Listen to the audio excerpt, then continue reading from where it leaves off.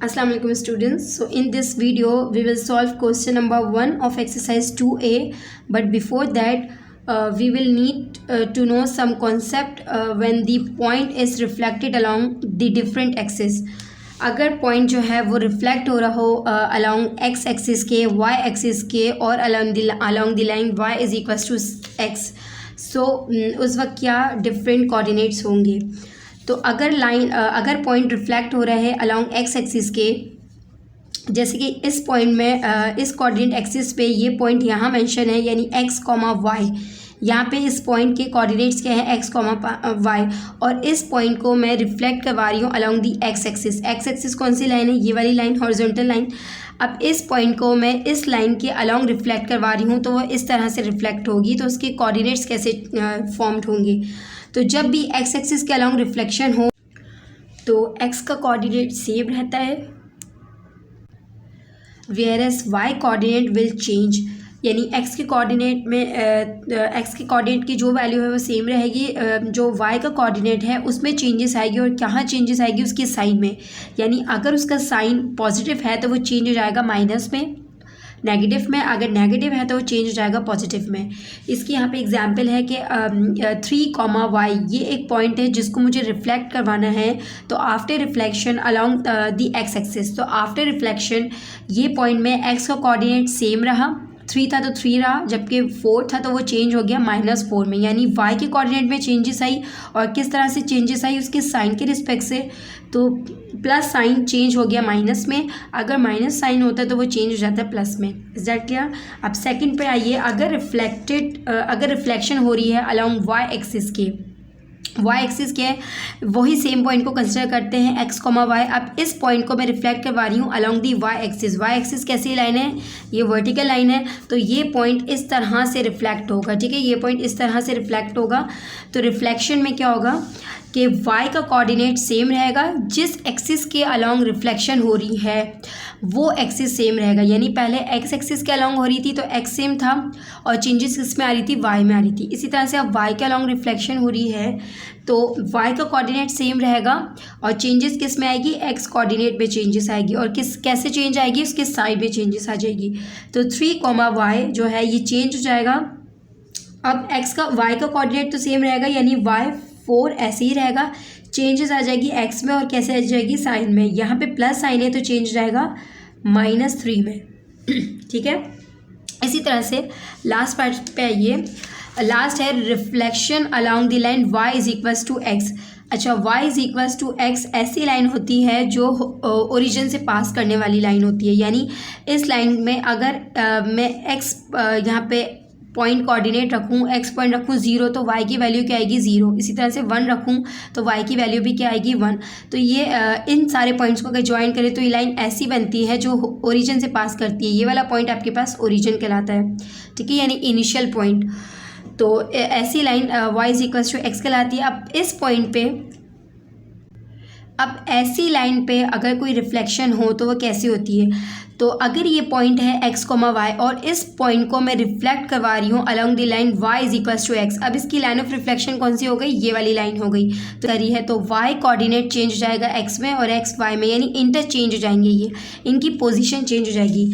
तो third part पे आइए, interchange the coordinates 3, 4 is change into 4, 3, यानी इनके कोऑर्डिनेट्स आपस में इंटरचेंज हो जाएंगे। अब साइन, अगर साइंस में होगा तो साइन इनके साथ चेंज होगा। यानी जैसे सेकंड एग्जांपल देखें, 3, -4, तो माइनस जब 4 पहले आया और 3 बाद में आया, यानी इंटरचेंज हो गए, तो इसके साथ इसका माइनस साइन भी इसके साथ चेंज होगा। यानी पूरे कोऑर्डिनेट्स को आपको इंटरचेंज करवाना है अलॉन्ग विथ इट्स साइन। तो चलिए क्वेश्चन नंबर 1 स्टार्ट करते हैं। Exercise 2a, question number 1.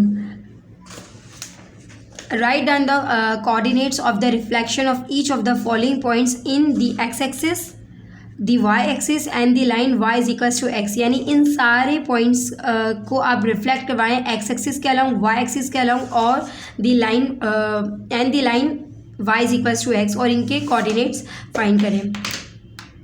तो इन सारे पॉइंट्स की एक्स एक्सिस के अलॉन्ग रिफ्लेक्शन होगी वाई के, और and the line y is equals to x. तो जब एक्स एक्सिस के अलॉन्ग रिफ्लेक्शन होगी तो according to the rules x का कोऑर्डिनेट सेम रहेगा, वाई के कोऑर्डिनेट में चेंजेस आएगी। अच्छा, तो पहले पॉइंट को देखें, इस पॉइंट को रिफ्लेक्ट करवाना है अलोंग दी एक्स एक्सिस।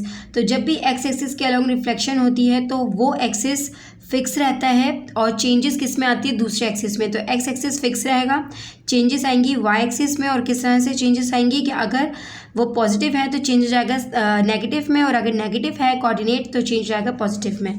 तो यहाँ पे इसके कोऑर्डिनेट्स होंगे 3, अब 3 सेम रहेगा क्योंकि एक्स एक्सिस अलॉन्ग है, तो एक्स सेम है, वाई में चेंजेस आएगी और कैसे आएगी, -4 हो जाएगा।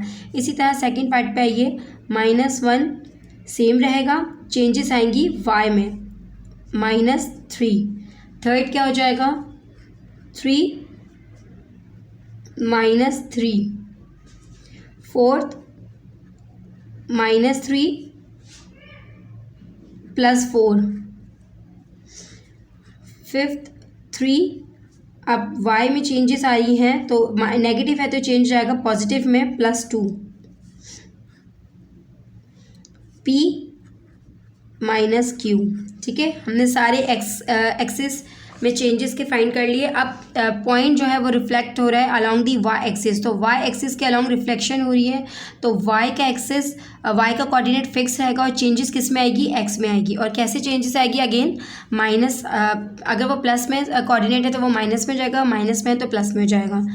तो यहाँ पे देखिए 3, 4 चेंज क्या हो जाएगा, वाई है तो वाई सेम रहेगा, चेंजेस आएंगी एक्स में, और +3 है तो चेंज हो जाएगा -3 में। इसी तरह से 3 एज इट इज़ लिख दिया जाएगा और चेंजेस आएगी, -1 है, चेंज हो जाएगा +1 में। इसी तरह 3 है तो 3 सेम वाई रहेगा, एक्स में चेंजेस आ जाएगी -3। फोर्थ में -4 3। फिफ्थ में 2 -3। क्यू सेम रहेगा, चेंजेस आ जाएंगे -p में। इसी तरह से लास्ट y = x, ये पॉइंट जो है वो रिफ्लेक्ट हो रहा है along the line y = x, जो कि ऐसी लाइन होती है जो ओरिजिन से पास करे। तो इस पॉइंट, तो ऐसे रिफ्लेक्शन में पॉइंट्स जो है वो कोऑर्डिनेट्स आपस में इंटरचेंज हो जाते हैं, यानी उनकी पोजीशन चेंज हो जाती है। 3, 4 चेंज हो जाएगा 4, 3 में, -1, 3 -1 में, यानी इसके साइन के साथ चेंजेस आएंगी। 3 -4 -3 -2 +3 Q, P। तो यहाँ पे क्वेश्चन नंबर 1 कंप्लीट हुआ है। अब नेक्स्ट वीडियो में हम सॉल्व करेंगे क्वेश्चन नंबर 2। अल्लाह हाफिज़।